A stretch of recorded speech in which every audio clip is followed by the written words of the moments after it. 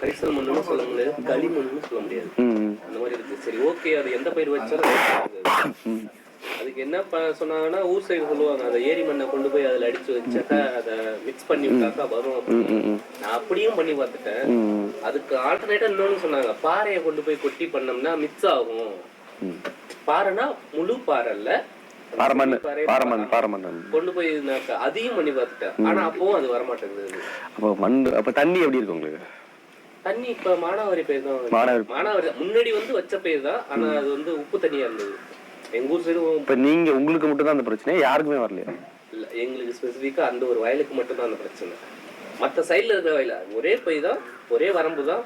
இந்த சைடு இருக்கிறது நல்லா வரும், இது வராது. அதுதான் எனக்கு இன்னமும் புரிஞ்சுக்க முடியல.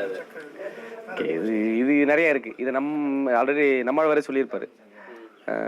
நாகப்பட்டினத்தில் அவங்க சுனாமிக்கு அப்புறம் வேலை செய்ய அந்த பகுதியில் ஒரு கிராமம், ஒரு பெரிய கிராமம் சொல்ல ஒரு 5-6 கிலோமீட்டர் இருக்கிற ஒரு கிராமம்.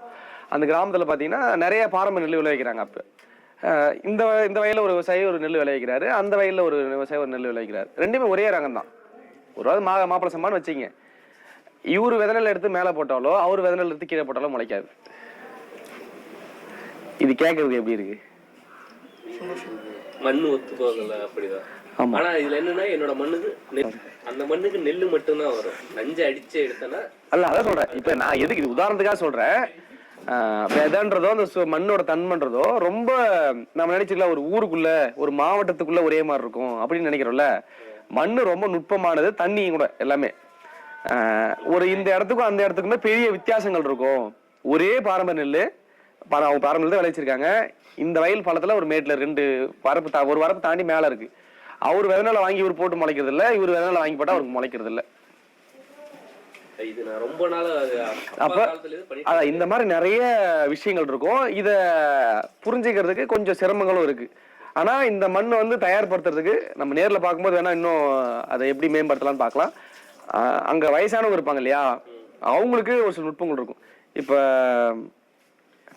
கலர் மண்ணுன்னு ஒண்ணு சொல்லுவாங்க.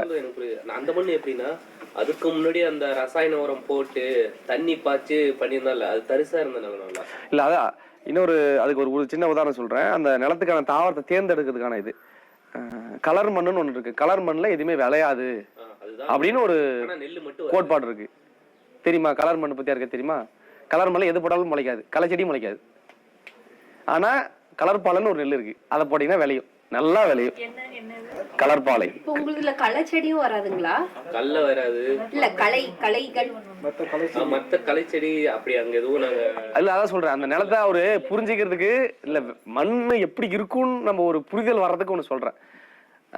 அப்ப அந்த மண்ணுக்கும் தாவரம் இருக்கு, அதை அடையாளப்படுறதுக்கான காலங்களோ அதை மேம்படுறதுக்கான விஷயங்களும் நம்ம செய்யணும்.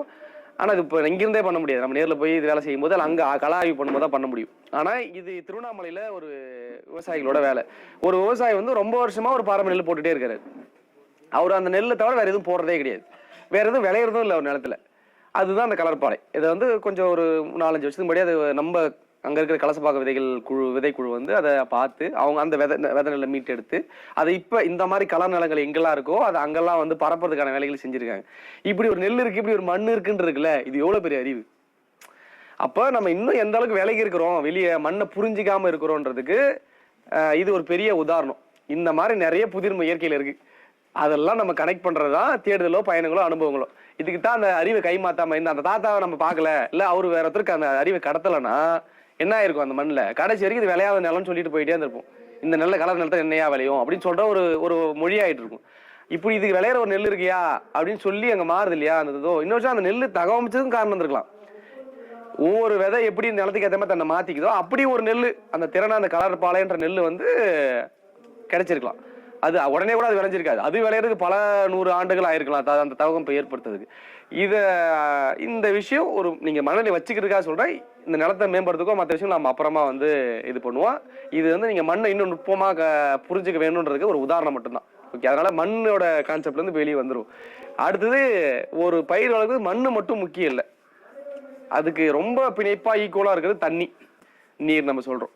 இப்போ அதை நம்ம எப்படி புரிஞ்சுக்கிறது? அந்த தண்ணி எப்படி கரெக்டான ஒரு தண்ணி கொடுக்கறது, எந்த இடைவெளியில கொடுக்கறது,